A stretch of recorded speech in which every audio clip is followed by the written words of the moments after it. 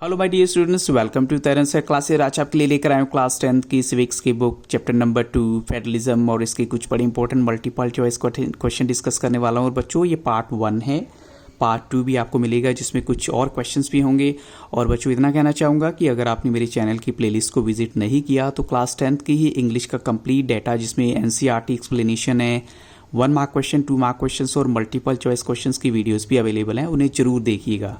तो बच्चों देखते हैं फर्स्ट क्वेश्चन में क्या आपके लिए, why were the key changes made in the constitution of Belgium. आपको बताना है कि कुछ चेंजेस जो हैं वो क्यों किए गए थे बेल्जियम के कॉन्स्टिट्यूशन में। तो आपके सामने है, to reduce the power of the central government, to give some more powers to the regional government, और the regional governments were given constitutional powers, और या फिर हम कहें कि ऑल ऑफ दीज, ये सभी के सभी करेक्ट हैं। तो बच्चों, what do you think? Yes, the correct answer is all of these. यहाँ पर ये सभी बातें बिल्कुल सही हैं। क्वेश्चन नंबर 2 में देखिए, as a result of constitutional change Belgium shifted from a, यानी जब कॉन्स्टिट्यूशन के अंदर चेंज किया गया वहाँ पर, तो बेल्जियम को पूरा का पूरा जो सिस्टम है वो चेंज हो गया। किसमें? मोनार्की टू डेमोक्रेसी, और ए यूनिटरी टू मोनार्की, और a unitary to a federal form of government, और या फिर हम कहें a monarchy to a federal form of government. तो बच्चों, यहाँ पर करेक्ट आंसर है ऑप्शन सी, यानी एक यूनिटरी सिस्टम से वहाँ पर फेडरल फॉर्म ऑफ गवर्नमेंट जो है वो उसकी इस्टेब्लिशमेंट हो जाती है। अब चलते हैं क्वेश्चन नंबर 3 के लिए, what did the Tamil leaders want Sri Lanka to become, यानी तमिल लीडर क्या चाहते हैं कि श्रीलंका क्या बन जाए। वो चाहते हैं कि वो एक तमिल कंट्री बन जाए, या एक country with a Tamil majority, या to become a federal system बन जाए वहाँ पे, या to become a unitary system जो है। तो बच्चों, यहाँ करेक्ट आंसर है to become a federal system, यानी वो चाहते हैं कि वहाँ पर भी फेडरल सिस्टम होना चाहिए, तमिल लीडर्स का ऐसा मानना है। और क्वेश्चन नंबर 4 में देखिए, यूजुअली ए फेडरेशन हैज़, यानी आपको बताना है कितने लेवल्स ऑफ गवर्नमेंट होते हैं। अगर यूजुअली देखा जाए तो आपको इस ब्लैंक को फिल करना है। तो ऑप्शन आपके सामने है 1, 2, 3 या फिर 4।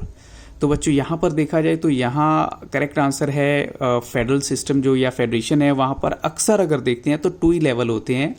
तो अब चलते हैं क्वेश्चन नंबर 5 की तरफ, what is true about the government for the entire country, यानी अगर गवर्नमेंट की बात की जाए फॉर द एंटायर कंट्री के लिए कौन सी बात सही है।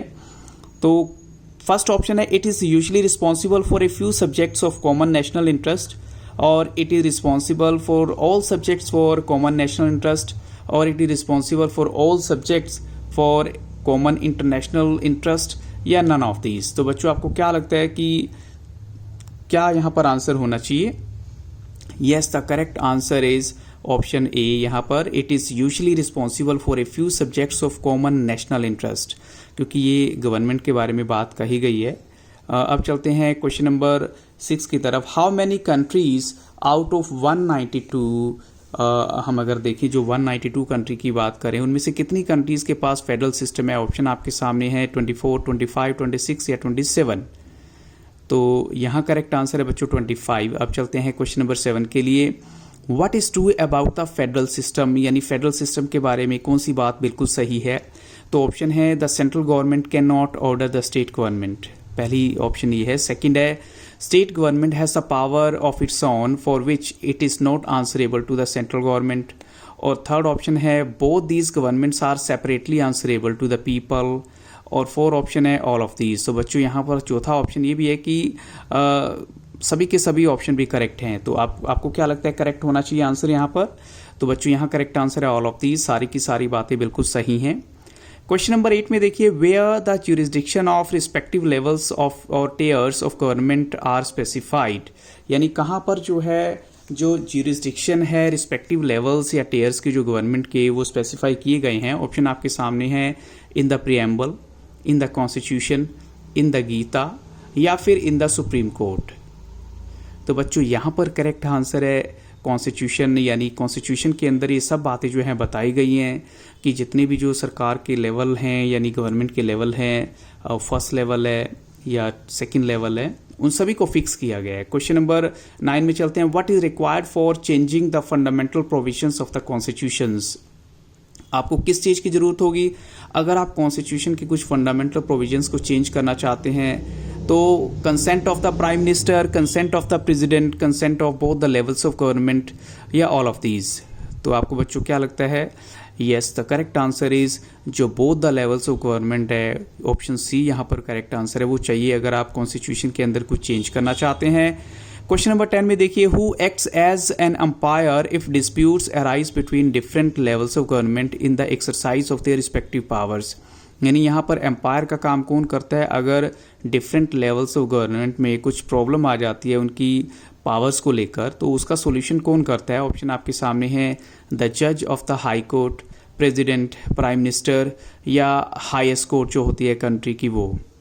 तो बच्चों यहाँ करेक्ट आंसर है the highest court of the country, यानी हम कहें सुप्रीम कोर्ट ही आएगी यहाँ पर।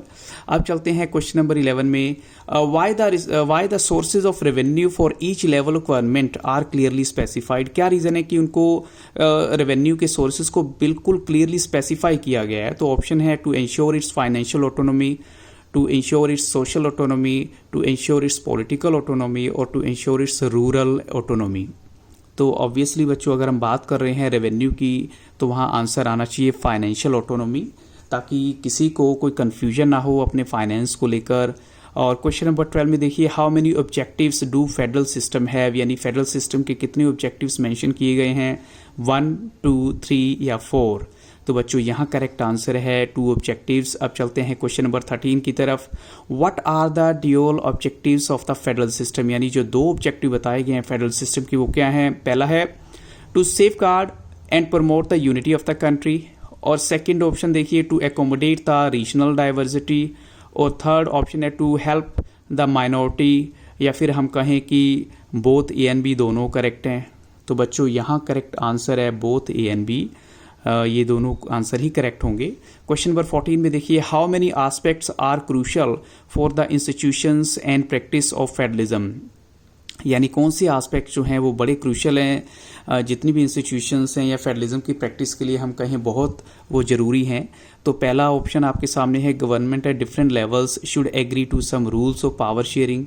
सेकंड है, each level of government should also trust that each part of the government should abide by its part of the agreement, यानी यहाँ पर भी ट्रस्ट की बात आती है कि कोई किसी के साथ जो एग्रीमेंट हुआ है उसे मत तोड़े और उसको फॉलो करे।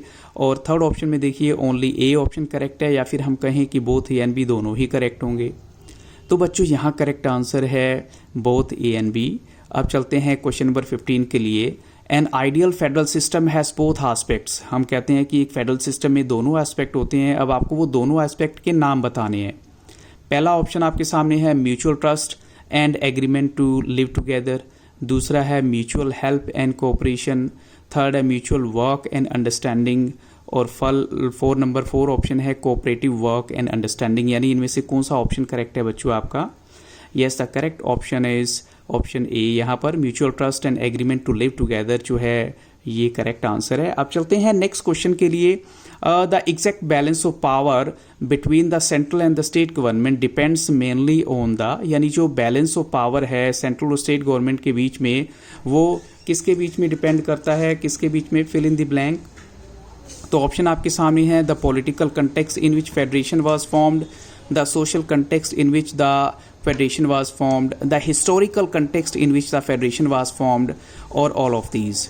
तो बच्चों यहाँ पर करेक्ट आंसर है the historical context in which the federation was formed, यानी उसकी हिस्टोरिकल बैकग्राउंड देखी जाती है कि कैसी जो है कोई कंट्री बनी है, किस सिचुएशन में वो कंट्री बनी थी। अब चलते हैं क्वेश्चन नंबर 17 के लिए। What is the name given to the first route which includes independent states coming together on their own to form a bigger unit, यानी अब आपको बताना है कि इस रूट को हम क्या नाम देंगे। तो ऑप्शन आपके सामने है, coming together federations, coming silent federations, becoming intense federations, या बिकम अलाइव फेडरेशंस। तो फर्स्ट रूट जो है जिसको हम नाम देना चाहेंगे वो है कमिंग टुगेदर फेडरेशंस। तो अब चलते हैं क्वेश्चन नंबर 18 के लिए। What is the name given to the second route where a large country decides, जहां